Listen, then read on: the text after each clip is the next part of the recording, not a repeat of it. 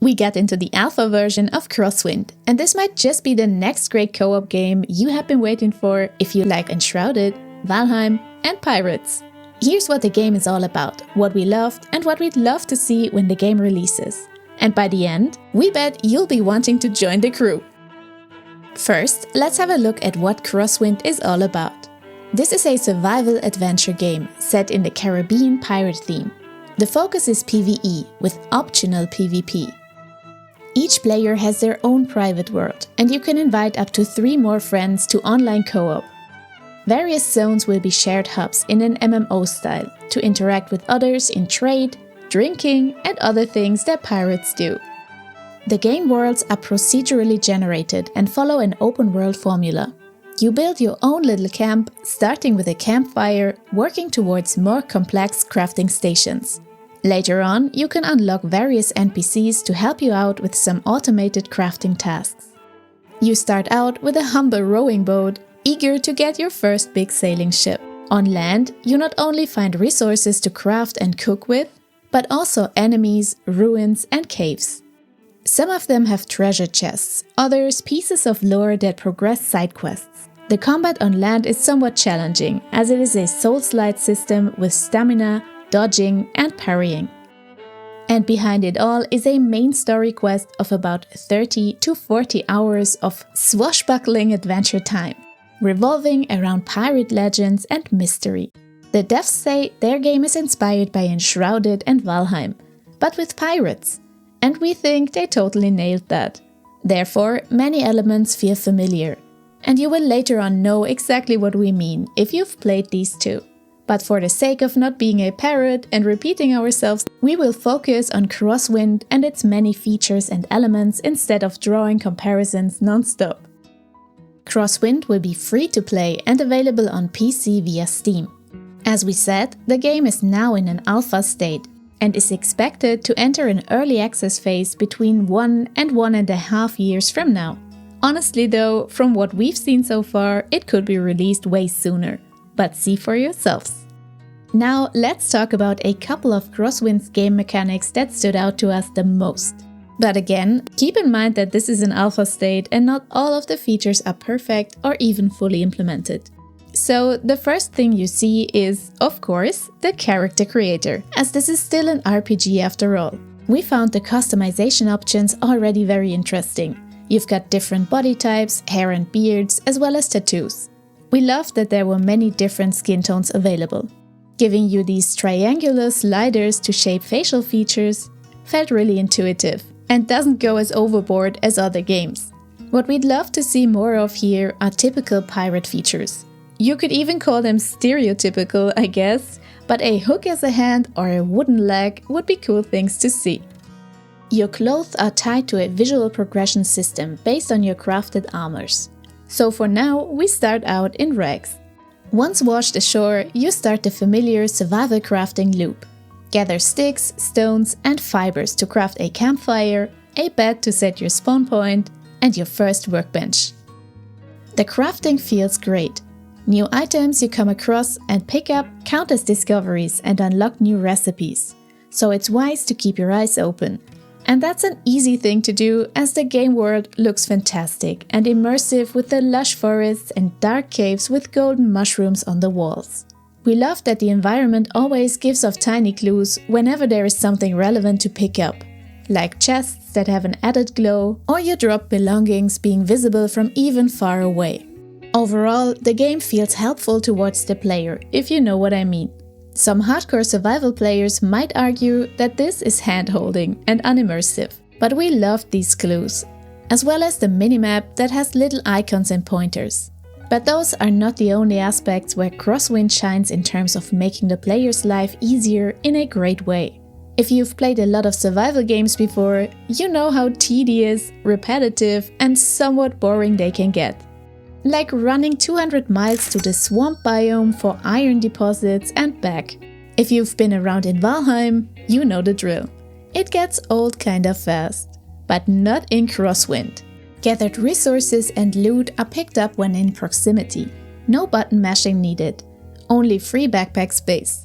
You ventured out to another island with your rowboat, filled your inventory with copper, and now want to go back home?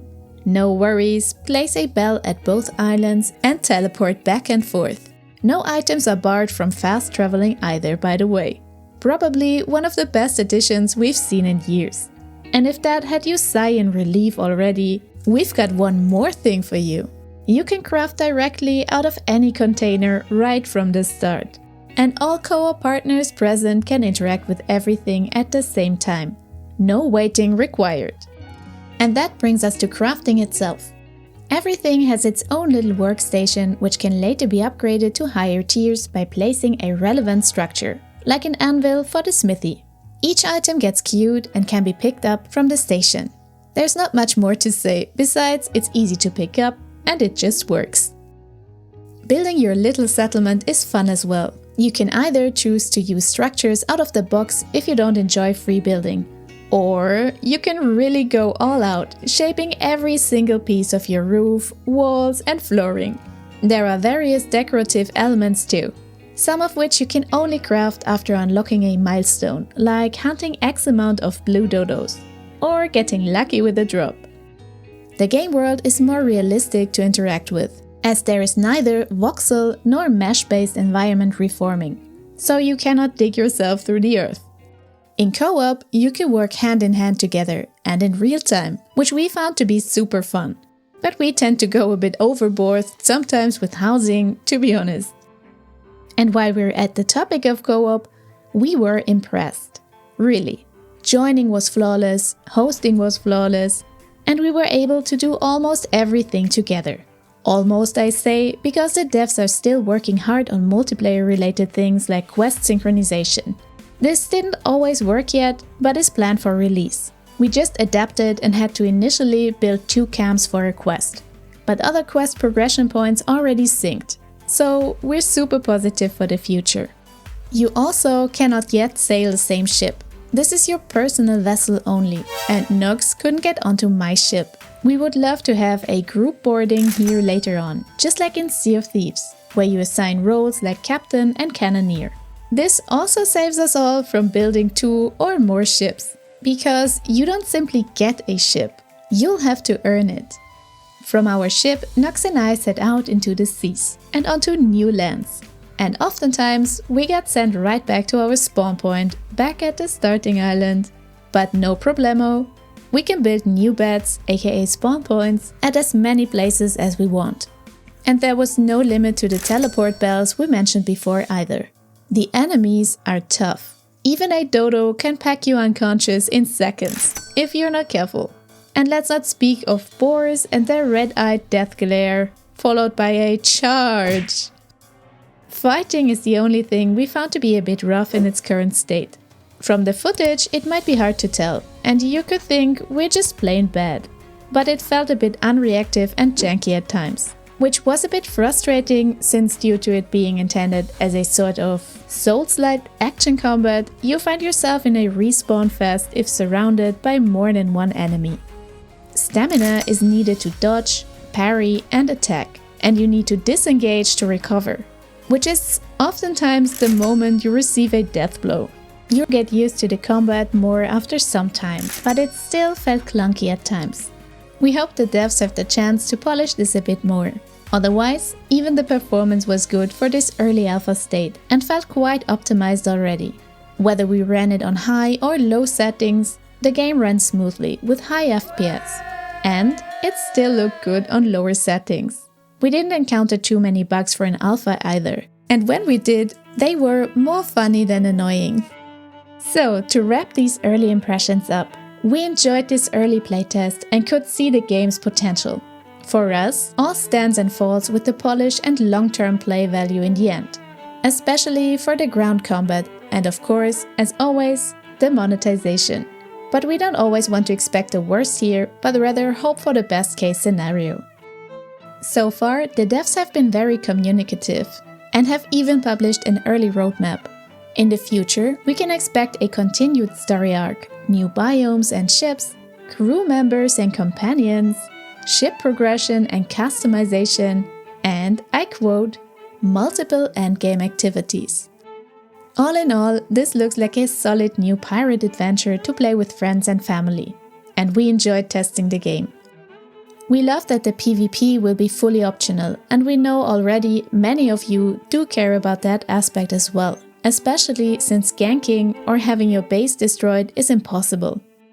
We think, so far, this could really hit with fans of Enshrouded, Valheim and pirate games, if they smooth out the combat and give me the option to adopt a parrot. That last one was a joke. Or maybe not. Let us know in the comments if this is the pirate co-op game you've been waiting for. That's all for today's adventure. We wish you lots of fun out there in co-op with your favorite people, and we'll see you again in the next one.